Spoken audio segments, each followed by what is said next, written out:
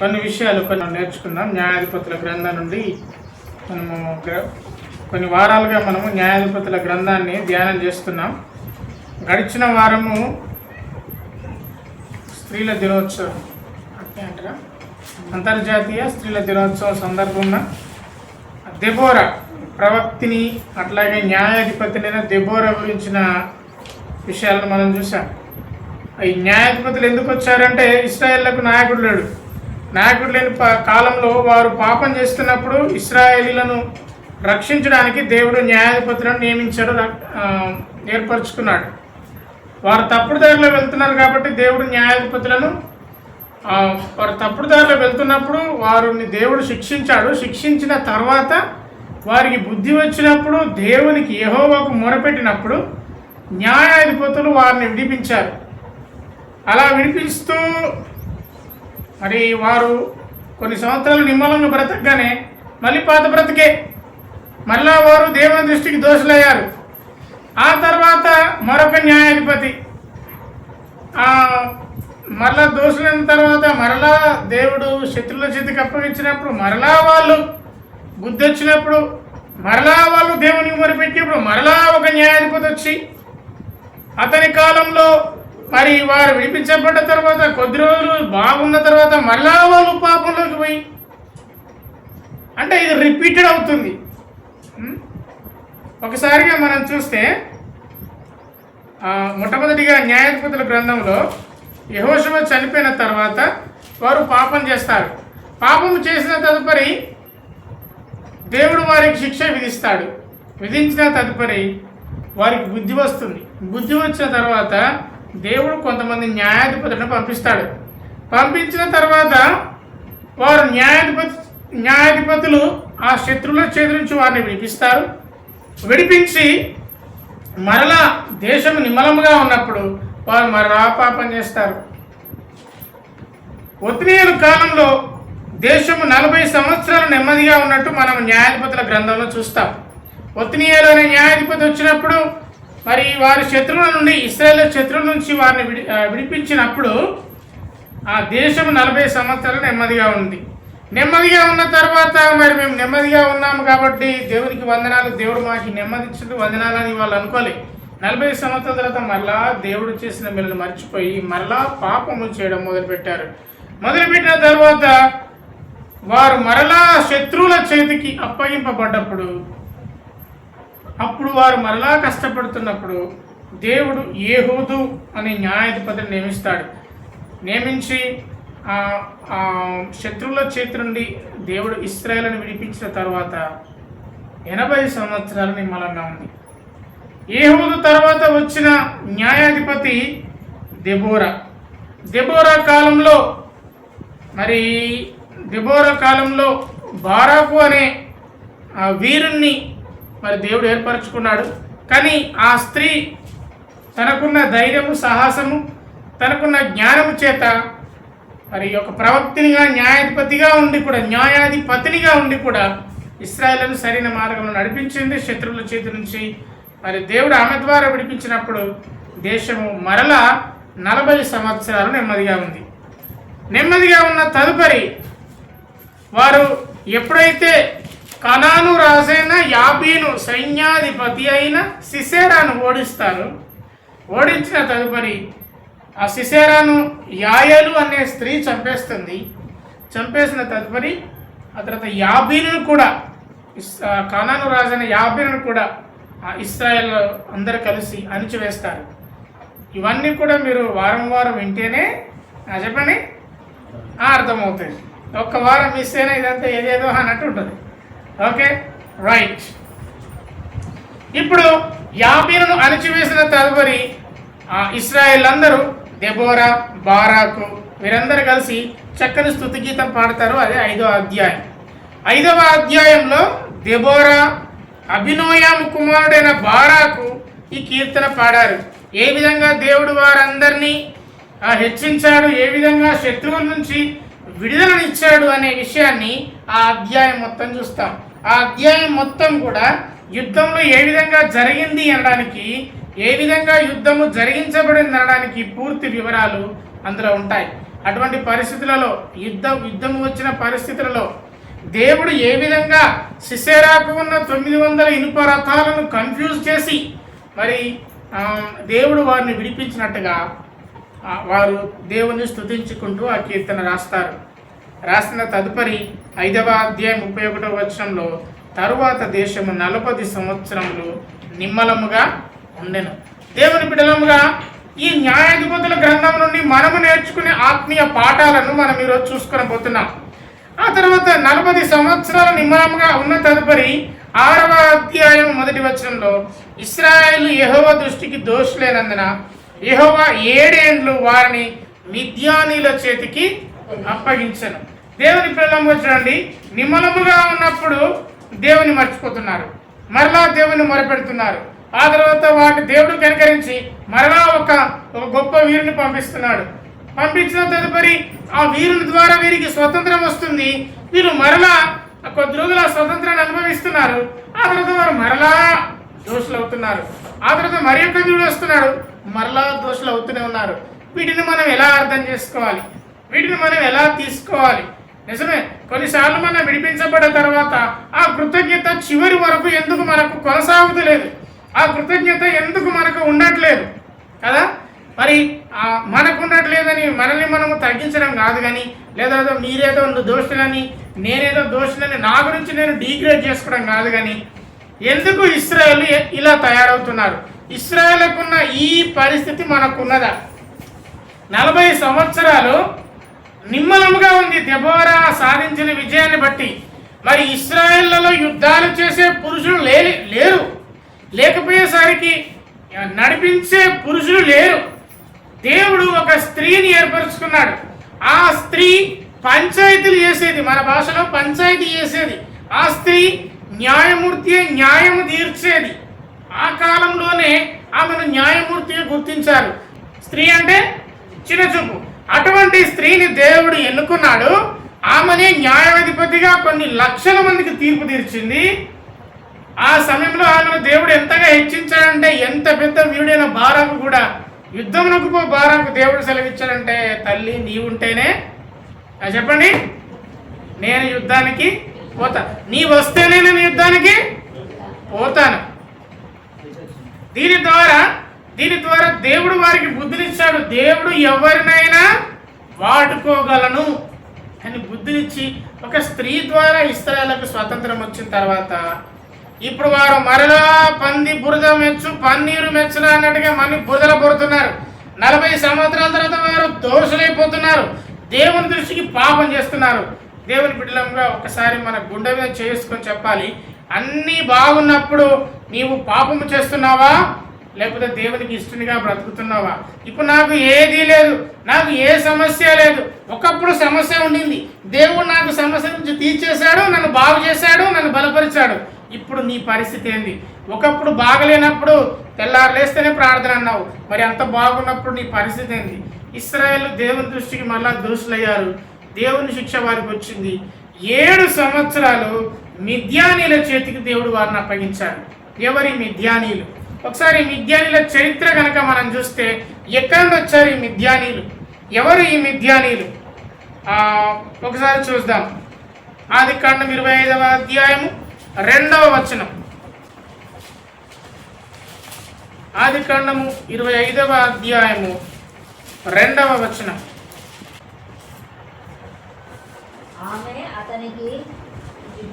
ఒకసారి ఆదికాండం 25వ అధ్యాయం 1వ వచనం చదవండి. అబ్రహాము మరలా ఒక స్త్రీని వివాహము చేసుకొనెను, ఆమె పేరు కెతూరా. ఆమె అతనికి జిమ్రాను, మెదాను, తర్వాత మిద్యాను. చాలు, మనకు రావాల్సింది వచ్చింది. ఎవరి మిద్యానీలు అంటే ఆ మిద్యాన్ల మూలం అబ్రహాం దగ్గర ఉంది. అబ్రహాము తన భార్య అయిన సారా చనిపోయిన తర్వాత ఒక స్త్రీని వివాహం చేసుకున్నాడు. ఆమె పేరు కెతూరా. మరి అబ్రహాము కెతూరా వారి వల్ల జన్మించిన వ్యక్తే మిద్యాను. ఆ మిద్యాను నుండి వచ్చిన వాళ్ళే మిద్యానీయులు. మరి అబ్రహాము సంతానమునకు దేవుడిచ్చిన వాగ్దానం ఏంటంటే, నీ సంతానమును నేను ఆశీర్వదిస్తాను, నీ సంతానం ఇశ్రాయేలు వాళ్ళంతా విస్తరింపజేస్తాను, కనానీలు, పెరిజ్జీలు, హివ్వీలు, హిత్తీలు, యబూసీలు వీళ్ళందరూ నివసిస్తున్న ప్రాంతం అంతా కూడా నీకు ఇస్తానని వాగ్దానం చేశాడు. కానీ ఆ వాగ్దానము కేవలము అబ్రహాము శారా ద్వారా వచ్చిన ఇస్సాకు మాత్రమే వర్తించింది. మిద్యాను వారసత్వాన్ని పొందలేదు. ఈ మిద్యానీయులు ఎవరంటే వారు సంచార జీవులు. సంచార జీవులు అంటే తెలుసుగా మీకు? సంచరించేవారంటే ఒక ప్రాంతం నుండి మరొక ప్రాంతములకు వెళ్ళేవాళ్ళు. వాళ్ళకు స్థిరమైన నివాసం అంటూ ఉండదు. ఒకప్పుడు, ఇప్పుడు కూడా అప్పుడప్పుడు మనం చూస్తుంటాం, ఒకప్పుడు వాళ్ళ సమస్తాన్ని పట్టుకొని మరి ఇక్కడికి వచ్చి డేరాలు వేసుకొని కొద్ది రోజులు ఇక్కడ బ్రతికి మరలా వాళ్ళు వాళ్ళకున్న సమస్తాన్ని పట్టుకొని మళ్ళా వేరే ప్రాంతానికి వెళ్ళి డేరాలు వేసుకొని బ్రతికి ఇట్లా వారు సంచరిస్తూనే ఉంటారు తప్ప వారికంటే ఒక ప్రత్యేకమైన స్థలం అంటూ ఉండదు. వాళ్ళకి ఆలోచన కూడా ఉండదు. ఎందుకంటే వాళ్ళు సంచార జీవులు, సంచార జాతులు. ఆ సంచార జాతులు వీళ్ళు మిద్యానీయులు. ఒకసారి మోషే ఎక్కడ బ్రతుకుతాడు చెప్పండి? మోషే జన్మించిన తర్వాత ఫరో ఇంట్లో బ్రతుకుతాడు. ఫరో ఇంట్లో బ్రతికిన తర్వాత మోషే 40 సంవత్సరాలు రాజు దగ్గర బ్రతుకుతాడు. బ్రతికిన తర్వాత ఆయనకు 40 సంవత్సరాల వయసులో ఆయన యుద్ధ విద్యలన్నీ ఆయనకు తెలుసు. ఒకసారి మరి నేను హెబ్రీని, అని హెబ్రీన్ మీన్స్ నేను హెబ్రీ భాష మాట్లాడే వ్యక్తిని, ఇశ్రాయేలీని. నేను ఒకసారి నా ప్రజలు ఎట్లా ఉన్నారో చూడడానికి వెళ్తున్నప్పుడు ఒక హెబ్రీని అంటే ఇతని సంబంధించిన వ్యక్తిని ఓ ఐగుప్తీయుడు కొడుతుంటే వెంటనే మోషేకు కోపం వచ్చి ఒక్క గుద్దు గట్టిగా గుద్దుతాడు. ఏమవుతుంది? ఐగుప్తుడు చచ్చిపోతాడు. ఒక గుద్దుకే చచ్చిపోతాడు. ఒక గుద్దు కాదని ఎట్లయితే అతన్ని కొడితే చచ్చిపోయాడు. చచ్చిపోతే వెంటనే అతడు ఒక గుంత తీసి అతన్ని పాతి పెడతాడు. తెల్లవారి మరోసారి వారు ఎట్లా ఉన్నారని పోతుంటే ఈసారి హెబ్రీడు తన వంశం వాళ్ళే ఇద్దరు కొట్టుకుంటున్నారు. ఒకడు అన్యాయం చేసినవాడు, ఇంకోడు న్యాయవంతుడు. అన్యాయం చేసినవాడు న్యాయవంతుని దూషిస్తుంటే మోషే వచ్చి అంటాడు, ఇంత అన్యాయం చేయడం నీకు తగునా అంటే అప్పుడు మోషతోని ఆ అన్యాయం చేసిన వ్యక్తి అంటాడు, నువ్వు కూడా నన్ను ఐగుప్తుని చంపుదాం అనుకుంటున్నావా అనగానే ఇది వీరికి తెలిసిందంటే రాజు అందరికీ తెలిసిపోయింది కాబట్టి నేను ఇక్కడ ఉండకూడదని మోషే పారిపోతాడు. తెలుసా మీకు స్టోరీ? తెలుసా తర్వాత ఎక్కడికి పారిపోతాడంటే మిద్యానీల దేశంలోకి పారిపోతాడు. తీయండి ఒకసారి నిర్గమకాండము 2వ అధ్యాయము 15వ వచనం. నిర్గమకాండము 2వ అధ్యాయము 15వ వచనం.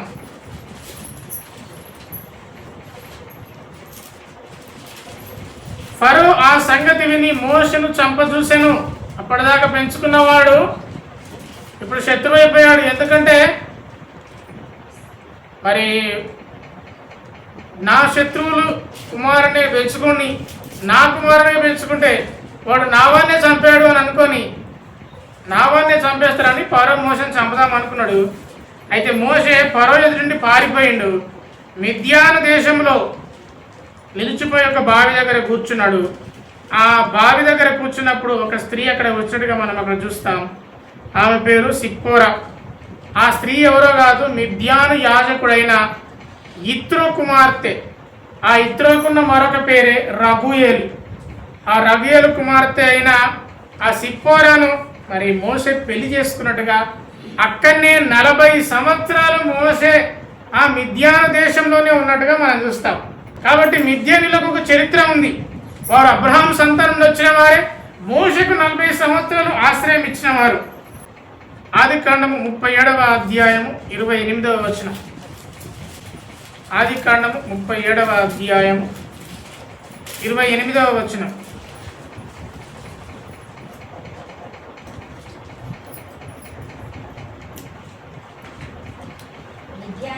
మిద్యానీయులైన వర్తకులు ఆ మీదుగా వెలుచుండగా వారు ఆ గుంటలో నుండి యోసేపును పైకి తీసి ఆ ఇష్మాయేలీలకు 20 తులముల వెండికి అతన్ని అమ్మివేసిరు. వారు యోసేపును ఐగుప్తునకు తీసుకొని పోయారు.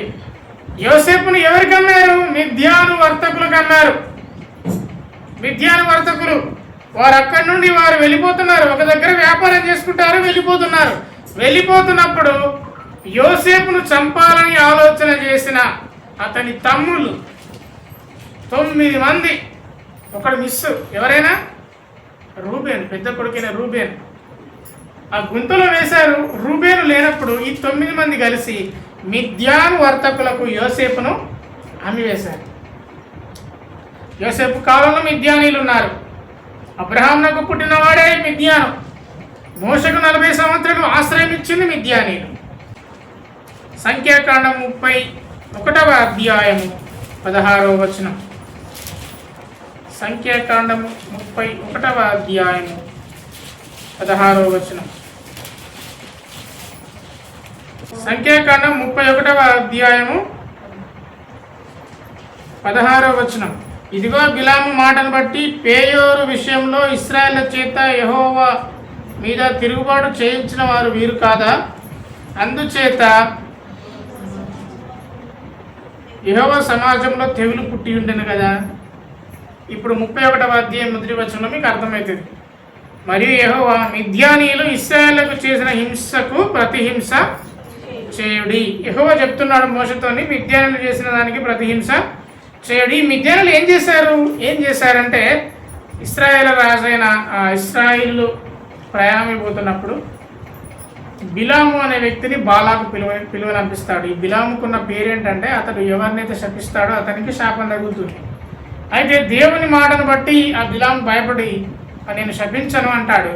కానీ నేను శపించను, కానీ వారు శాపంలో పడిపోయేటట్టు చేస్తాను అని చెప్పి అతడు మిద్యానీయుల ద్వారా ఇశ్రాయేలు పాపము చేయటకు కారకుడవుతాడు.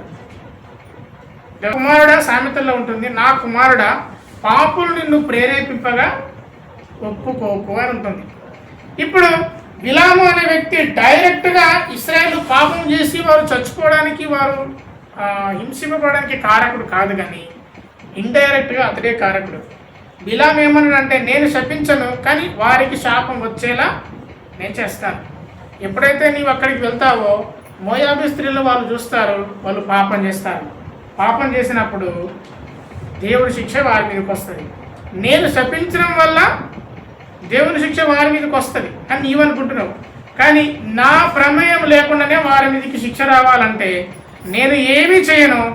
వారే పాపం చేస్తే వారే శపించబడతారు కదా. వారే తప్పు చేస్తే దేవుడే వారిని శిక్షిస్తాడు కదా.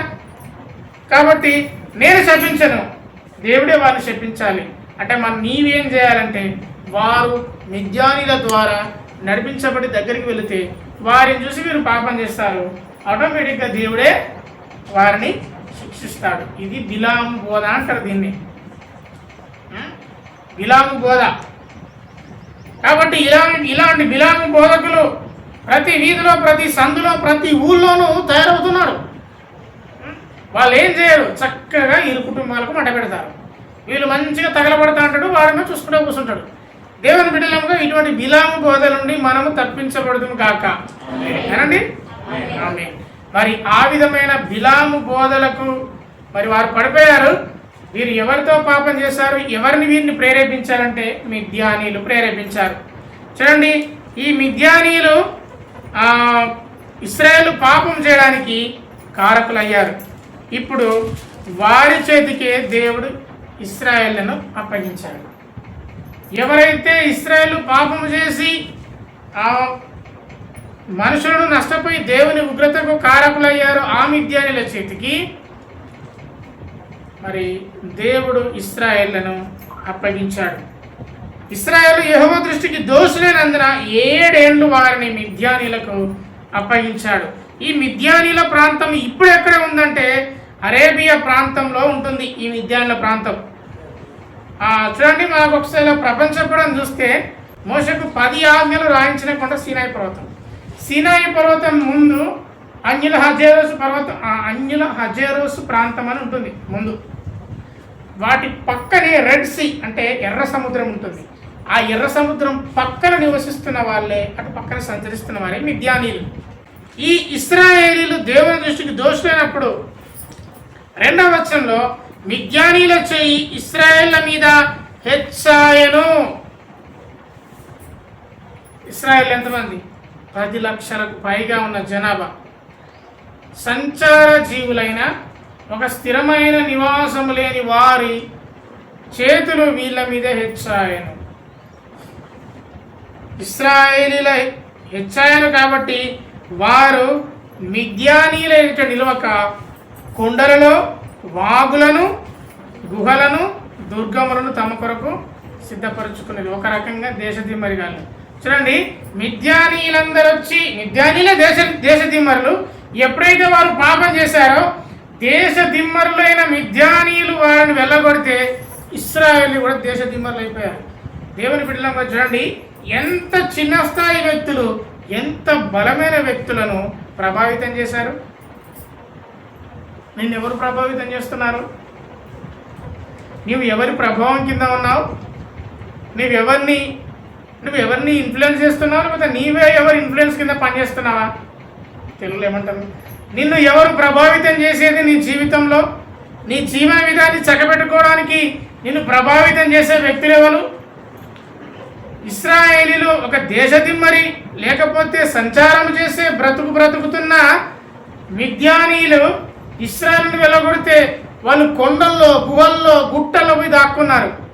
వాళ్ళు వెళ్ళగొట్టింది ఎవడు? రాజుల, అధికారుల, ఆస్తిపరుల కాదు, సంచార జీవులు.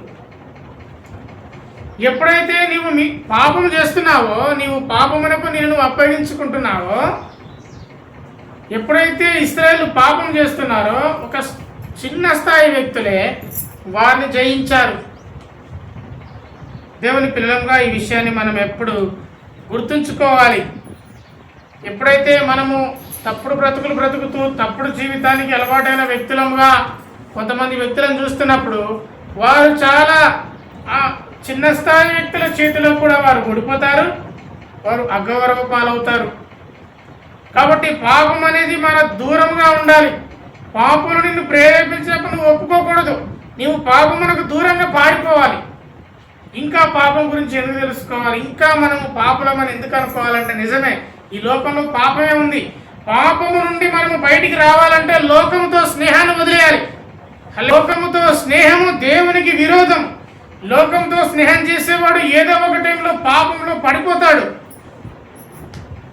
నేను పవిత్రుడే కదా అంటే నువ్వు పవిత్రుడివే, కానీ నీతో ఉన్న వాళ్ళు పవిత్రుడు కాదు.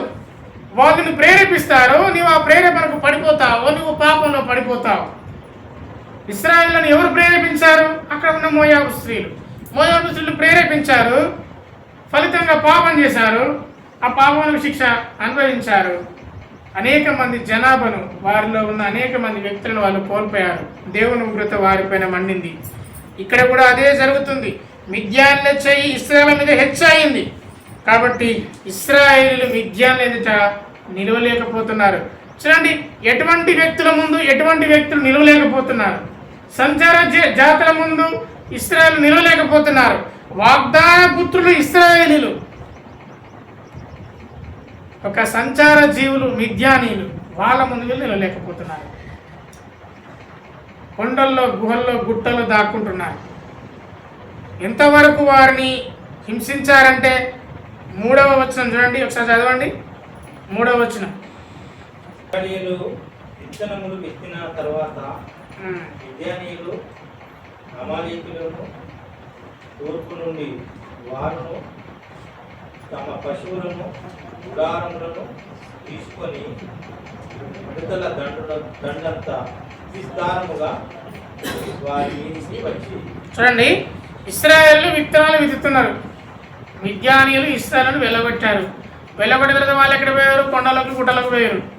వాళ్ళు బ్రతకడానికి విత్తనములు విత్తుతున్నారు. అక్కడ ఆ గుట్టలలో ఎక్కడ సాగు చూసుకొని విత్తనములు విత్తితే మిద్యానీయులు అక్కడ కూడా వాళ్ళని వదిలిపెడతలేరు.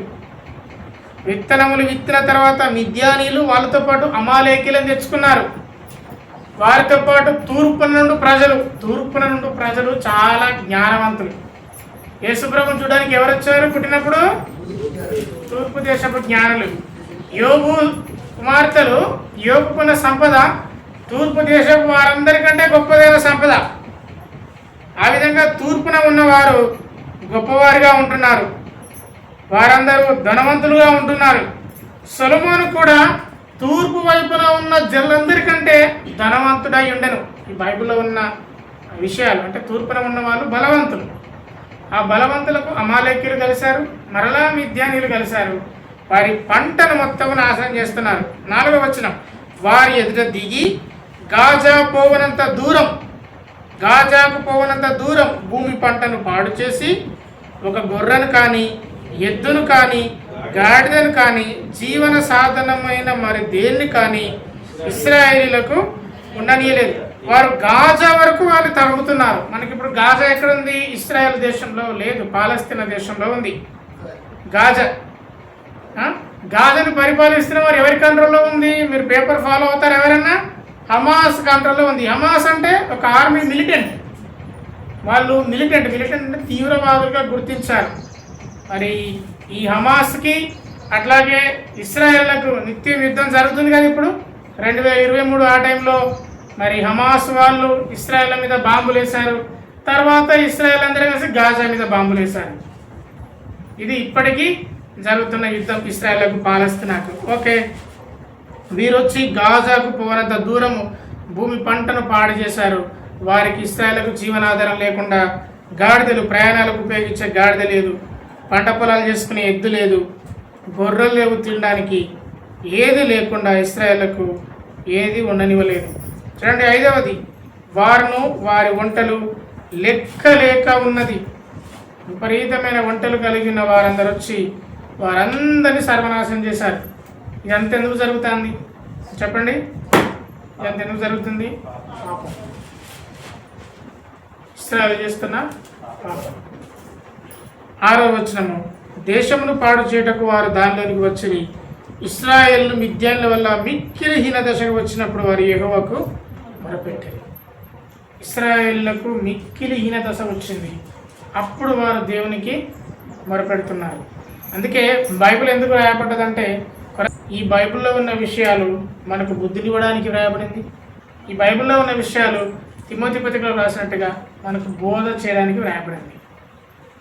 ఇశ్రాయేలు హీన దశకు వచ్చినప్పుడు దేవునికి మొరపెట్టారు. అంతవరకు వారు మొరపెడతలేరు. వారు కొండల్లో గుహల్లో పోయినా కానీ, గుట్టలలో దుర్గములు అంటే వారు కోటలు ఏర్పరచుకున్నా కానీ వారు అప్పటికి కూడా వారు దేవునికి మొరపెడతలేరు. అయ్యో మా పరిస్థితి ఎలా వచ్చింది, మా ప్రాంతాలను వదిలేసి మేము ఈ కొండలలో గుట్టలలో ఇన్ని లక్షల మంది ఇక్కడికి వచ్చాం కానీ వాళ్ళు మొరపెడతలేరు. వాళ్ళు హీన దశకు వచ్చినప్పుడు దేవునికి మొరపెడుతున్నారు. దేవుని బిడ్డలంగా మన స్థితి ఏదో మనకు తెలుసు. హీన దశకు వచ్చినప్పుడు మొరపెట్టడం కంటే ఇదే మిక్కిలి అనుకూలమైన సమయం, ఇదే రక్షణ దినం. ప్రతి దినము దేవునితో గడపడము అది మన ఆత్మీయ జీవితానికి ఎంతగానో ఉపయోగపడుతుంది. ఇశ్రాయేలు అయితే యెహోవాకు మొరపెట్టినప్పుడు 7వ వచనము, మిద్యానీల వల్లని బాధను బట్టి ఇశ్రాయేలు యెహోవాకు మొరపెట్టగా 8వ వచనము, యెహోవా ఇశ్రాయేలు యొద్దకు ప్రవక్తను కన్ని పంపెను. దేవుని బిడ్డలంగా వాళ్ళు హీన దశ వచ్చినప్పుడు మొరపెడుతున్నప్పుడు ప్రవక్తలు వచ్చి మళ్ళీ ప్రవచిస్తున్నారు. ఈనాడైతే వారం వారం వాక్యం ప్రకటించబడుతుంది. ప్రతి దినము మన దగ్గరనే బైబిల్ ఉంటుంది. ప్రతిరోజు మనము దేవుని తలుచుకుంటున్నాము, ప్రార్థన చేస్తున్నాము.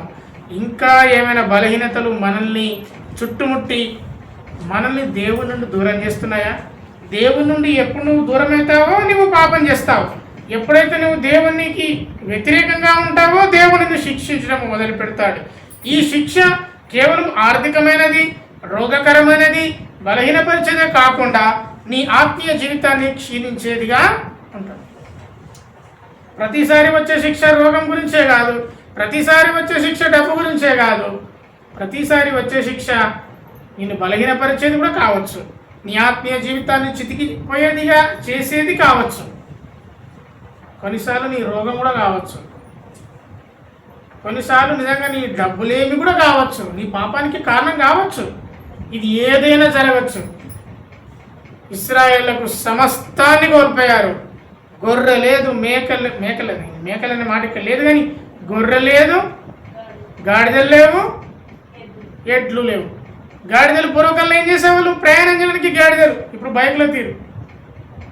గొర్రెలు అంటే బలివ్వడానికి, తినడానికి, వ్యవసాయం చేసుకోవడానికి ఎద్దులు లేవు. ఇశ్రాయేళ్లకు ఇప్పుడు పూర్తి హీన దశ వచ్చినప్పుడు దేవునికి వారు మొరపెడుతున్నారు. మరి నేను ప్రతిసారి అనేది మీరు రోజు ప్రార్థన చేస్తున్నారా? రోజు దేవునితో సమయాన్ని గడుపుతున్నారా? దేవునితో సమయం గడపడం వల్ల మాకు ఒరిగేది ఏది అని మీరు ఎప్పుడు అనుకోకండి. దాని ద్వారా మీరు మీ బలహీనతల నుంచి తప్పించబడతారు.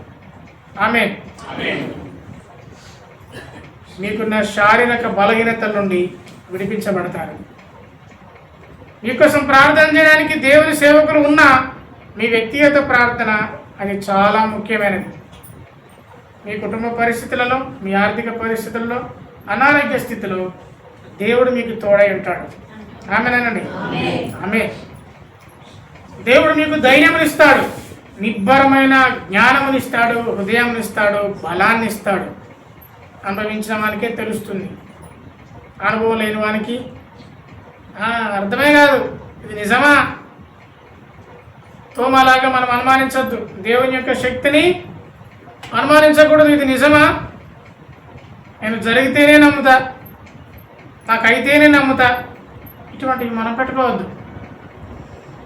విశ్వసించిన వాడెవడో వాడే రక్షింపబడతాడు.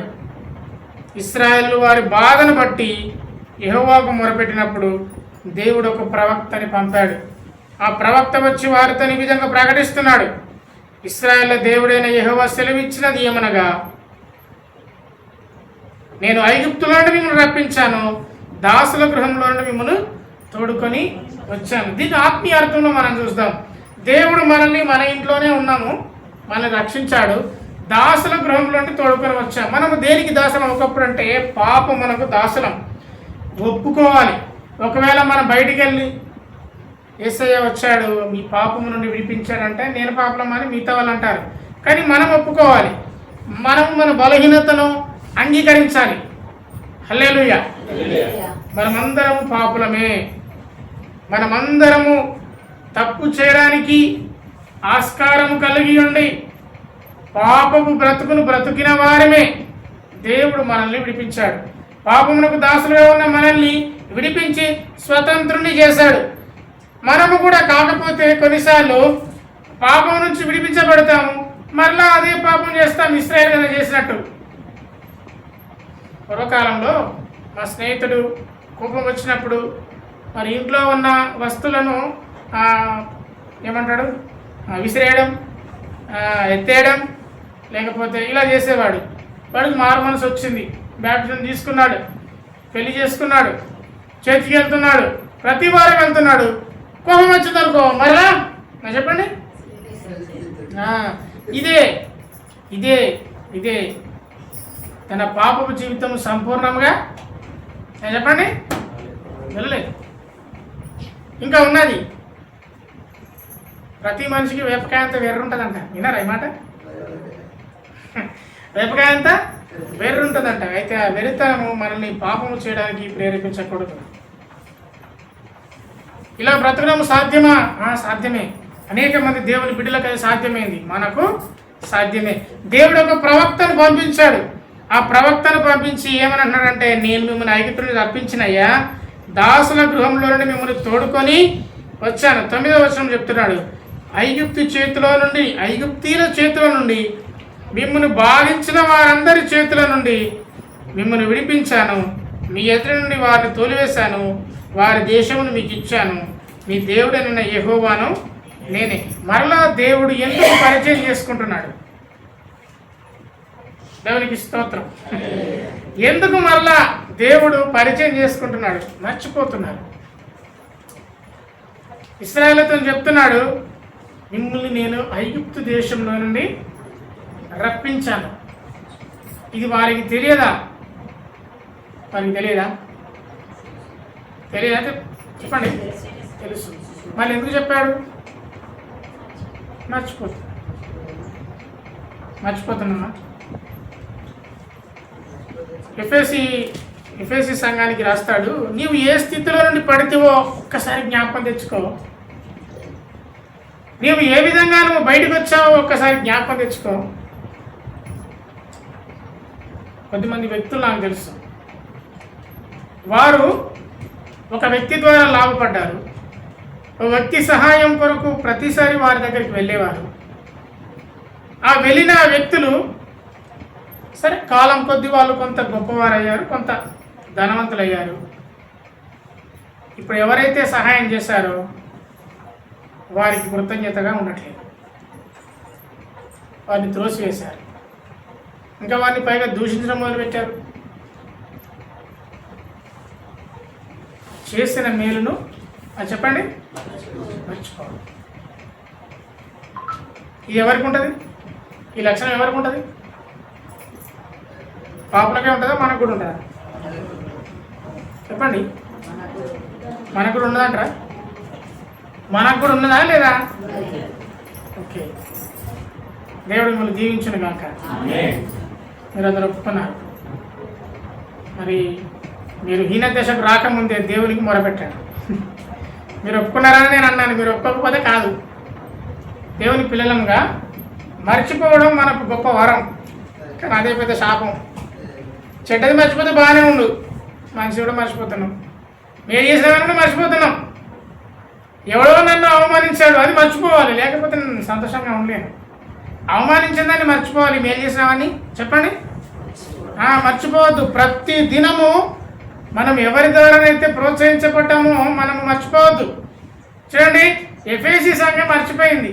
నువ్వు ఏ స్థితిలో నుంచి పడితేవో నువ్వు మర్చిపోయినావు. నీకు ఆ మొదటి ప్రేమ కోల్పోయినావు. నిజంగా ప్రేమలు దొరుకుతలేవు. ప్రేమ అనేది కనపడతలేదు. ఎక్కడ దొరుకుతుంది ప్రేమ? ఎక్కడ కనపడతలేదు. మనుషులు దొరుకుతలేదు, ఎవరి దగ్గర దొరుకుతలేదు. అంతమంది ఒక పాట చాలా బాగుండే, ప్రేమ ప్రేమ ప్రేమ ఎక్కడ నీ చిరునామా. దేవుని పాటే, దేవునికి స్తోత్రం. దాని అర్థమేంటి? ప్రేమ ఎక్కడ దొరుకుతుంది? చిరునామా ఎందుకు? అడ్రస్ ఎందుకు రాస్తాం? అడ్రస్ ఎందుకు రాస్తాం? మనం వెళ్ళే సంవత్సరం అక్కడికి వెళ్ళాలి. ఈ పాట విన్నారా మీరు? ప్రేమ ప్రేమ ప్రేమ ఎక్కడ నీ చిరునామా అని ఒక పాట ఉంటుంది. నిజంగా రచయిత అది అనుభవించి ఉంటాడు. ఎప్పుడు తనకి ఎక్కడ ప్రేమ దొరుకుతలేదు, ఎక్కడ ప్రేమ కనిపిస్తలేదు. ఇశ్రాయేలు కూడా దేవుడు అంతగా ప్రేమించి వారిని విడిపించి, అయ్యాయో ఇది నీ సమస్తాన్ని మొత్తం అప్పగించి కొన్ని ప్రాంతపు ప్రజల్ని వెళ్ళగొట్టి నీకు ఇస్తాను అన్న తర్వాత వారు దేవుడు చేసిన మేలును మర్చిపోయారు. దేవుడు చేసిన మేలును మర్చిపోయి నీ దేవుడినైనా నేనే అని తన్ను తాను పరిచయం చేసుకున్నాడు. 10వ వచనంలో మీరు అమోరీల దేశంలో నివసించుతున్నారు, వారి దేవతలకు భయపడకుడి అని నేను మీతో చెప్పితిని, కానీ మీరు నా మాట చెప్పండి మాట వినకపోతిరి. దేవునికి స్తోత్రం. మాట వినకపోతిరి. ఎవరి మాట వినాలి? ఎవరి మాట వినట్లేదు. దేవుని వాక్యం నుండి ఆత్మీయ అర్థంలో తీసుకుంటే నువ్వు ఎవరి మాట వింటున్నావు? నువ్వు ఎవరి మాట వినాలి? నువ్వెవరి మాట వింటున్నావు? భయపడకు అని నిన్ను విడిపించిన దేవుడు చెప్తే నువ్వు దానికే భయపడి, చెయ్యకు అని చెప్పిన నీ దేవుడు చెప్పిన మాటలు, నేను విడిపించిన దేవుడు చెప్పిన మాటలు త్రోసివేసి నువ్వు అదే చేసి చివరికి నువ్వు సాధించేది ఏంటంటే హీన దశకు రావడం. హీన దశకు రావడం. మిద్యానీయుల చేతిలో ఇశ్రాయేలు ఆ విధమైన హీన దశకు వచ్చినప్పుడు వారికి అప్పుడు దేవుడు గుర్తుకొచ్చాడు. మమ్మల్ని విడిపించిన దేవుడు ఒక్కసారి మొరపెడదామని 7 సంవత్సరములు శ్రమ అనుభవించిన తర్వాత ఇశ్రాయేలుకు గుర్తుకొచ్చాడు. దేవుని బిడ్డలముగా ఈరోజే నీకు దేవుడు గుర్తుకొస్తే నీవేమని ప్రార్థన చేస్తావు? ఈరోజే కనుక నీకు దేవుడు కనుక ఇప్పుడు నీతో నీ హృదయాన్ని కనుక తట్టితే, తాకితే, తలంపునిస్తే నీవు ఏమని ప్రార్థన చేస్తావు? నీ పరిస్థితి తలుచుకొని నీవేమని ప్రార్థన చేస్తావు? నీ ఆలోచన విధానం ఎలా ఉంటుంది? ఒకవేళ నీ తప్పు, నీ తలంపులు ఎంత పాపంలో పడిపోతున్నాయో ఒకవేళ నీకు కనుక అర్థమైతే నీవేమని ప్రార్థన చేస్తావు? వాళ్ళు హీన దశకు వచ్చినప్పుడు మొరపెట్టారు, నువ్వు ఏ స్థితిలో ఉన్నావు? నీవైతే హీన స్థితిలో లేవు, నీవు బాగానే ఉన్నావు, నువ్వు గొప్పగానే ఉన్నావు. దేవుని నిన్ను హెచ్చించాడు, అన్యజనులలో హెచ్చించాడు, దేవుని బిడ్డల మధ్య హెచ్చించాడు. ఒకవేళ ప్రార్థన చేస్తే, ఇప్పుడే నువ్వు ప్రార్థన చేస్తే ఏమని ప్రార్థన చేస్తావు? హీన దశలోనికి రాకుండా నన్ను విడిపించి నా బలహీనతలు మరొకసారి నేను జ్ఞప్తికి తెచ్చుకొని దేవుని సన్నిధిలో క్షమాపణ కోరుతామా? లేదు నేను చేసేదంతా సరి అయినదే అని గర్వంతో ఉంటాను. 44వ కీర్తన 2-3 వచనాలు.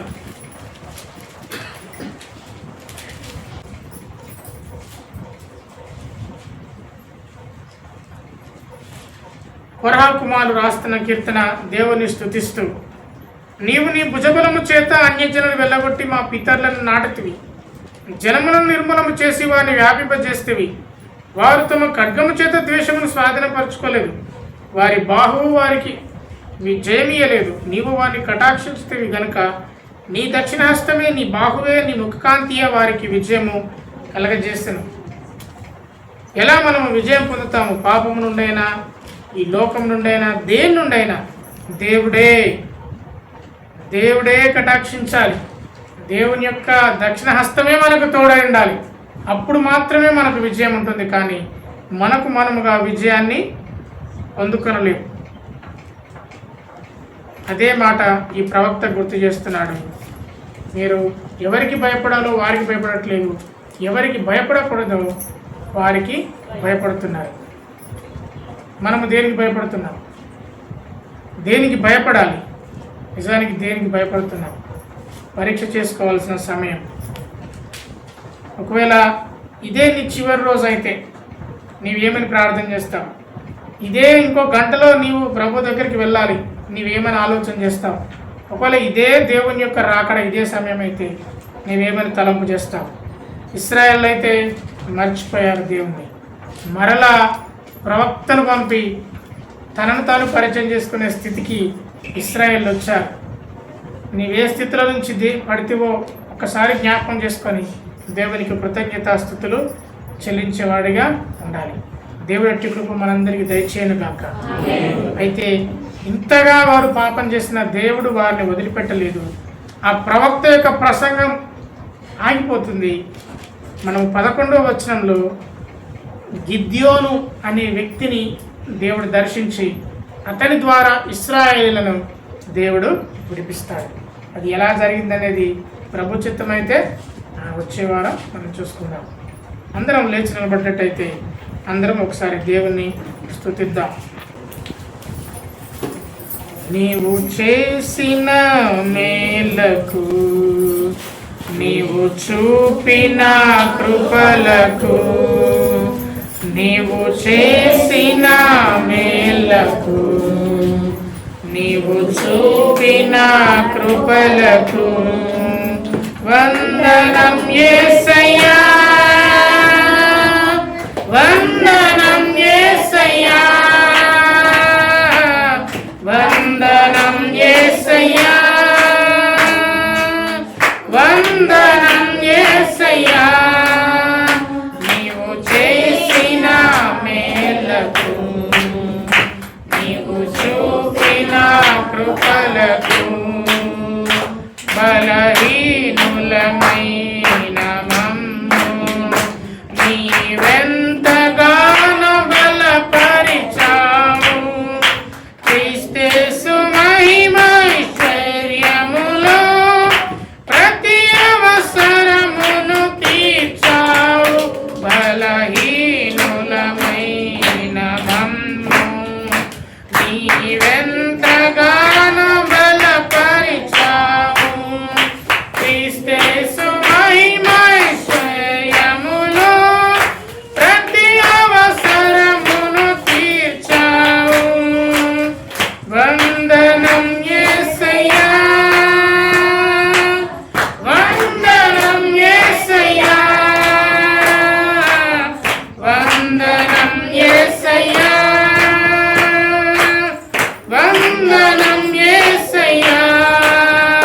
నీవు చేసిన మేలకు, నీవు చూపిన కృపలకు, నీవు చేసిన మేలకు, నీవు చూపిన కృపలకు